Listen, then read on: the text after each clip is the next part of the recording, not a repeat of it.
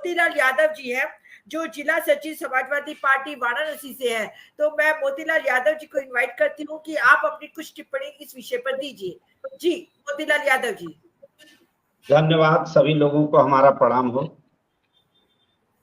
हमारा देश 1000 साल था। जब हिंदू राष्ट्र था और सभी लोग हिंदू थे इस देश में, तो फिर यह देश गुलाम कैसे बना? और फिर गुलाम भी रहा 1000 साल। 1000 साल गुलामी में रहा, फिर आजादी के लिए उठ खड़ा हुआ, लड़ा। ये जो देश पर गुजरात मॉडल थोपना चाहते हैं दो लोग मिल करके, इनकी शिक्षा दीक्षा तो कुछ है नहीं, इनके पास अपना कोई ज्ञान तो है नहीं। ये तो जो कंपनियां जो हैं, जो देश के ऊपर राज करना चाहती हैं, सारा एजेंडा उन्हीं का चलता है। सारा इनका लॉजिक इन्हीं का चलता है। जो ब्रांडिंग की जाती है, शब्दों का चयन की जाता है, लिख कर दिया जाता है इन लोगों को बोलने के लिए, या उस्काया जाता है बोलने के लिए, ये सब कंपनियों का एजेंडा है। कभी ये लोग हिंदू राष्ट्र नहीं घोषित कर पाएंगे। और इन लोगों की जो मंशा है हिंदू राष्ट्र की, कोई मंशा उनसा नहीं है इनकी। ये 5वां 6वां चुनाव है, 2014 में, 17 में, 19 में, 22 में, 24 में, बड़े बड़े चुनाव, ये 6वां 5वां चुनाव है। और हर चुनाव में जो कंपनियां जिसके आगे ये लोग खड़े, और कंपनियां जो पीछे से देश पर अपना राज्य चलाना चाहती हैं, या जो कंपनियां लोगों को गुलाम बनाना चाहती हैं, कंपनियों का मुद्दा यही है कि सब कुछ मेरा हो जाए। पहले इन्होंने कानून उनके लिए बदला, तमाम नियम बदला, और जो सरकारी संस्थाएं थी, जितने पीएसयू थे, सेल गेल भेल, जितना भी देख लिया जाए, यहाँ तक से कि बनारस में रेलवे कैंसर हॉस्पिटल था, उसको भी 99 साल के लिए लीज पर दे दिया गया। ये सारी संस्थाओं को जो उनको दे रहे हैं, तो ये मोदी और अमित शाह का कोई एजेंडा नहीं कि हिंदू राष्ट्र बनाएगा। ये हिंदू राष्ट्र का एजेंडा इसलिए कट्टरवाद इसलिए चुनाव में लाते हैं ताकि उनको वोट मिल सके ध्रुवीकरण से, क्योंकि ये लोग कोई विकास तो करते नहीं है, कोई काम तो इन्होंने किया नहीं सिवा ध्रुवीकरण के, सिवा मुद्दे के लिए। और इन्होंने कई मुद्दे ले भी आए ध्रुवीकरण के लिए, जैसे सीए ले आए, 370 ले आए, और उसके बाद 3 तलाक ले आए, मंदिर मुद्दा ले आए। सारे मुद्दे इनके फेल हो चुके। पब्लिक ने इसको मानने से इनकार कर दिया कि ये भी कोई मुद्दा है।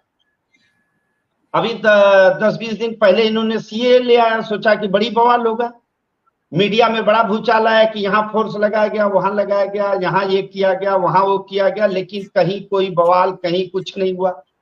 3 तलाक इन्होंने लागू किया और मीडिया में हवा बना कि इतनी फोर्स लगाई गई, ऐसे हुआ वैसे हुआ, चारों तरफ नजर रखी जा रही है, लेकिन कोई सब सन्नाटे में बीत गया। इसी तरह के मंदिर मुद्दे को भी जब कोर्ट ने फैसला दिया तो ये फिर उसको मीडिया में मुद्दा ये लोग तो चाहते हैं कि इस तरह की बवाल हो और हमको इसका एडवांटेज मिले। जैसे कि गोधरा कांड हुआ, उसका एडवांटेज इन्होंने लिया, जहां भी दंगे होते हैं उसका एडवांटेज लिया, पुलवामा हुआ उसका भी एडवांटेज लिया, जो भी घटनाएं होती हैं सबका एडवांटेज लेना चाहते हैं ये लोग। लेकिन अब इनको एडवांटेज मिल नहीं रहा है। 10 साल में पब्लिक त्राही त्राही कर रही है, पब्लिक बेरोजगारी से, महंगाई से, पूरी समस्याओं से जूझ रही है। और ये लोग जानते भी हैं, क्योंकि ये लोग को तो सारी बात कंपनियां बताती हैं। जो कंपनी हमारे देश पर राज कर रही है वो सारी बात इनको बताते हैं कि इस तरह से आप लोग करोगे तो शायद जीत पाओ। और कई राज्यों में तो इनकी मैक्सिमम सीट हो चुकी है। जैसे गुजरात में 26 का 26 जीत चुके, तो अब इससे ज्यादा क्या जीतेंगे? राजस्थान में 25 का 25 जीते, इससे ज्यादा क्या जीतेंगे? और उसके बाद एमपी में 29 में से 27 जीते हैं, छत्तीसगढ़ में इन्होंने मैक्सिमम सीट जीती है, बिहार में 40 में 39 जीते हैं, उत्तर प्रदेश में इन्होंने 80 में से 73 62 ऐसे जीता 2 बार। ये मैक्सिमम जीत चुके, ये परेशान है कि अब हमको ये सीटें मिलने वाली नहीं। जब इतनी बड़ी कहते हैं कि मैं विश्व का सबसे बड़ी पार्टी हूं, तो इतने जो भी आ रहा है, जितने भी देश के भ्रष्टाचारी, बलात्कारी, चोर, बेईमान, गुंडा, रेपिस्ट, जितने सब इनके पार्टी में लेते जा रहे हैं। क्यों ले रहे हैं? एक एक वोट जुटा रहे हैं कि हमारा किसी तरह से बन जाए, क्योंकि जिस दिन इनकी सत्ता बदलेगी तो पोल सारा खुल जाएगा। कोई हिंदू राष्ट्र ये नहीं बना पाएंगे। इनका काम केवल दो पैरेलल सत्ता चल रही है हमारे देश में। एक आरएसएस का एजेंडा चल रहा है, उनको छोड़ दिया कि आपको जो करना है करो, फलो फूलो, अपना जहां शाखा लगाओ, खाना पीना है, नौकरी चाकरी, जहां जो करना है करो। दूसरे तरफ इन्होंने कंपनियों को, ये कंपनी को चला रहे हैं। सारी गुजराती कंपनियां या तो पैसा लेकर के भाग गए देश में और जाकर के वहां एंजॉय कर रहे हैं, और या तो ये कंपनियां सारी देश में यहाँ पर राज कर रही हैं। जितने भी संस्थाएं ये सब बेच देंगे धीरे धीरे अपने एजेंडे को। इनका एजेंडा यही है कि कुछ भी सरकारी रहेगा ही नहीं, और सारा जो है कि लोगों को एक दूसरे तरीके से गुलाम बनाना। इनका हिंदू मुस्लिम से कोई लेना देना नहीं है। ठीक है, ये केवल हिंदू मुस्लिम की बात करते हैं। हिंदू राष्ट्र बनाएंगे तो इस देश में सैकड़ों धर्म के लोग रहते हैं, बौद्धिस्ट भी रहते हैं, पारसी भी रहते हैं, और जैनी भी रहते हैं, सिख भी रहते हैं, और खुद अमित शाह जी जो कि जैन धर्म से आते हैं, उसके बाद ईसाई भी रहते हैं। तो इनको कहाँ भेजेंगे? अगर कि हिंदू राष्ट्र की बात करते हैं तो ये लोगों को कहाँ भेजेंगे? किस देश में भेजेंगे? पूरा विश्व लिबरल होता जा रहा है हमारे देश से। विश्व भर लोग जा रहे हैं रोजी रोटी के तलाश में, क्योंकि हिंदुस्तान में रोजी रोटी की समस्या उत्पन्न हो गई है, बेरोजगारी उत्पन्न हो रही है। लोग अमेरिका जा रहे हैं, अमेरिका में भारतीय लोग 2 करोड़ के करीब करीब पहुंच गए। इंग्लैंड जा रहे हैं, जर्मनी जा रहे हैं, लोग यहाँ से भाग रहे हैं, और ये विदेशी कंपनियों को ला रहे हैं। अगर हिंदू राष्ट्र बनाना है तो पहले ये स्वदेशी लिया में, पहले विदेशी कंपनियों को यहाँ से मुक्त करें।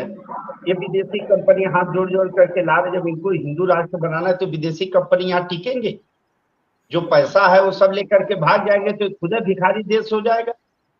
हमको लगता नहीं कि ये हिंदू राष्ट्र बनाएंगे। इनका सिर्फ और सिर्फ है ध्रुवीकरण करना, ऐसे मुद्दे जहरीले जबान बोलना जिससे कि अनपढ़ देश, हमारे देश की जनता जो है ज्यादा पढ़ी लिखी नहीं है, और उस समस्याओं से 80-90% तो हमको लगता है कि हमारे देश की जनता देश की समस्या से रूबरू ही नहीं।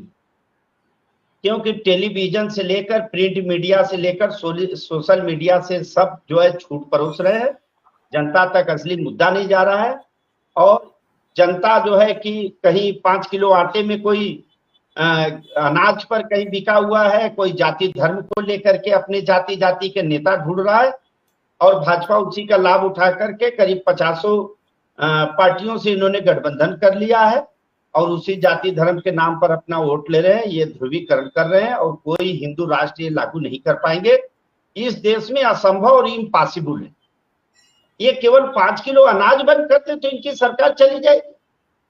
खुद कह रहे हैं कि मैं 80 करोड़ लोगों को दे रहा हूं, तो देश के हालात इस स्तर पर पहुंचा दिया इन्होंने कि जिस देश में 80 करोड़ लोग 5 किलो अनाज पर जी रहे हैं, और बड़ी बड़ी कंपनियां की पूंजी रातों रात बढ़ती जा रही है, उनको सारी सरकारी संस्था। हाँ, एक चीज जरूर मैं कहूंगा कि अगर ये 24 में एन केन प्रकार ने सत्ता बनाया तो देश की जितनी भी सरकारी संस्थाएं सब बिक जाएंगे, सब इन्हीं कंपनियों के हाथ में चली जाएंगी। अप्रत्यक्ष रूप से आम जनता कंपनियों के गुलाम हो जाएंगे। उनकी आवाजें, उनकी जो उनका सोच है वो सब जो है गुलाम हो जाएगा, क्योंकि न तो आपकी बात उठाने वाला कोई टीवी रहेगा, न अखबार रहेगा, न प्रिंट मीडिया रहेगा। सोशल मीडिया पर भी ताला लगा देंगे। हाँ, ये जरूर होगा कि अप्रत्यक्ष रूप से लोग गुलाम हो जाएंगे, और इसके लिए हम लोगों को लड़ना है, इनके खिलाफ आवाज उठाना है, इनको जीतने नहीं देना है, इनको सरकार नहीं बनाने देना है।